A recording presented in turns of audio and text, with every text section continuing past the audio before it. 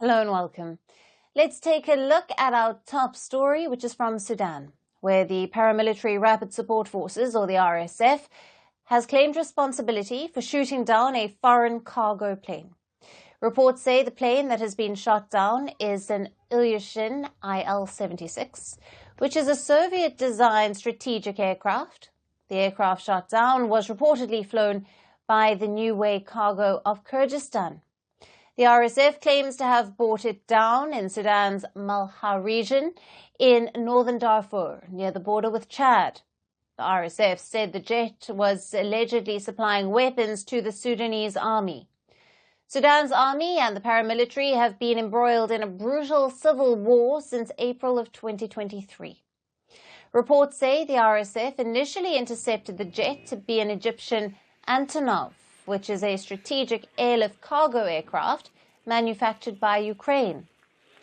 RSF chief Mohammed Hamdan Dagalo had earlier made accusations that Egypt is involved in strikes on his troops in Sudan and that it is providing training, weapons and drones to the Sudanese army.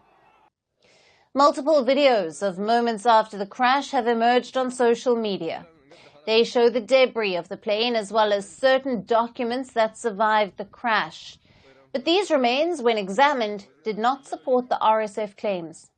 As per reports, the documents found in the debris, one of the crew members was carrying a badge that identified him as the main engineer for the Airline Transport Incorporation FZC, and it is a company based in the United Arab Emirates, which reportedly has ties to Kyrgyzstan.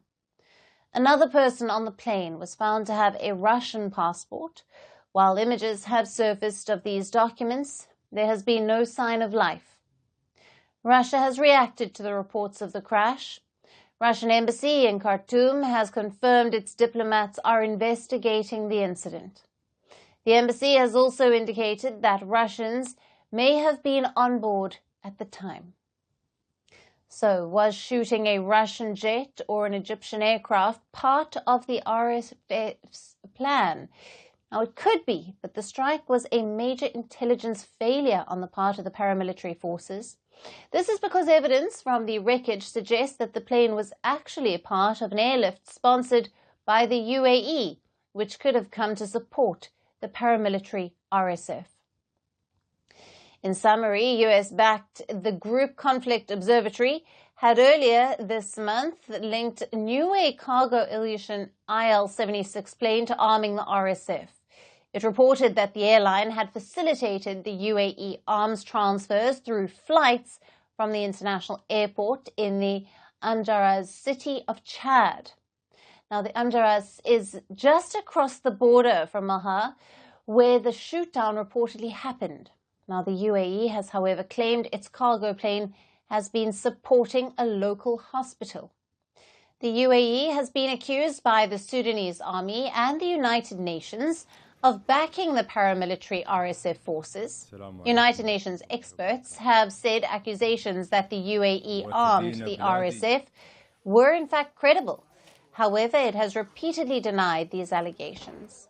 Now, the Gulf nation has not commented so far on the new evidence against it. However, what has unfolded in Sudan in the last 24 hours clearly shows how foreign interference has further complicated the civil war in the country. Reports suggest that weapons from multiple nations, including Iran, China, Turkey, are present in Sudan, which in turn is prolonging the 18-month-long conflict.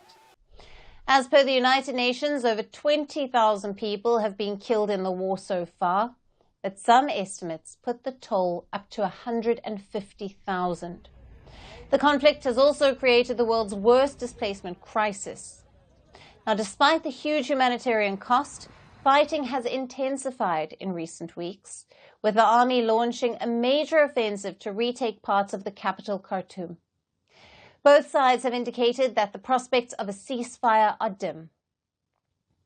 Now, for more on this, we are being joined by Musa Mdunge, an international affairs expert who is joining us live from Dundee in the United Kingdom. Thank you for being with us. Thank you so much for having me.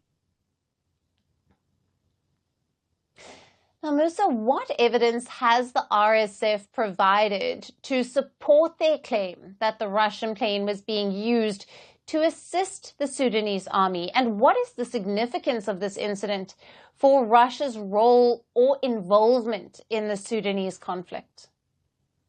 Well, this incident is really, really interesting and comes at a point where we see both sides, both the RSF as well as the Sudanese armed forces, really ratchet up the ante in terms of this particular conflict. And in terms of the RSF, the evidence that they have provided is that this particular plane has been used in times past in order to help in the shipment and the transportation of arms in support initially of the RSF, funny enough, but in this particular case now of the Sudanese armed forces. And this comes at a time, remember, where Russia has recently switched sides, previously supporting the RSF, but has now switched sides to the Sudanese armed forces at a time whereby the Sudanese armed forces have been in closer ties with the Ukrainian military. And in order for Russia to cut off Ukraine's legs in terms of its connections in Africa, it has seen it fit in order to meet its own sort of objectives in the African continent through the Africa Group, formerly known as the Wagner Group. It has seen it fit to switch sides in support of the Sudanese armed forces in order to secure port rights at Port Sudan, which is currently under the control of the Sudanese armed forces. And so for the rapid support forces, it was critical to do this. Right. And Musa, what role do the foreign powers, we've touched on Russia, but others, play in the ongoing Sudanese civil war? And how might this incident influence their involvement? Well, look, this particular incident may perhaps motivate the Russians to continue in their sort of involvement in this particular conflict and their support for the Sudanese armed forces.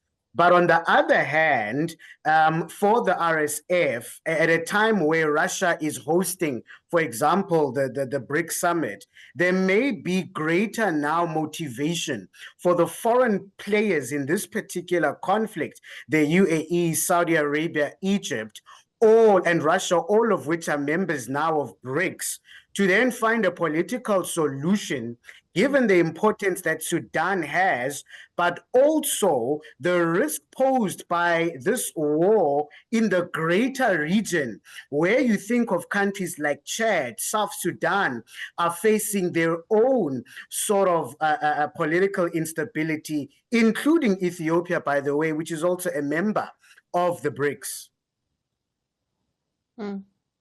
Yes. And how does the downing of a Russian plane reflect the broader geopolitical interests in Sudan? And could it trigger shifts in foreign alliances? Well, as evidenced by Russia's shifting alliances from the RSF to the Sudanese armed forces, is clear of the geopolitical considerations that each of these powers, as I have mentioned, are making currently as it pertains to this particular conflict. Now, the interesting thing is, what is the impact, perhaps, of how Russia in its own war against Ukraine is likely to also continue to position itself, particularly in Africa, particularly as it pertains to the gold exports, which I must remind you have been a very critical source for the Russian economy and the military. And second to that, you then consider that Russia has, for example, towed the line of Iran, who has been clear in the kind of support that it has given in terms of this particular conflict. So in many ways, what Sudan is here, Alison, is a snapshot of the growing sort of alliances in geopolitics, where on the one side you have the Russians and the Iranians, and on the other side you have the USA, for example, which is also also has an interest in this particular conflict, given the geopolitical and geoeconomic value that Sudan holds. Absolutely. Musa, it's always great to have you on the show. Thank you for being with us and for your valued analysis there. Thank you so much for having me. Firstpost decodes the U.S. election, explains how America chooses its president. Your primer on the race to the White House. Everything you need to know about how America votes and its global implications. U.S. Election Explained. Every Monday and Thursday only on Firstpost.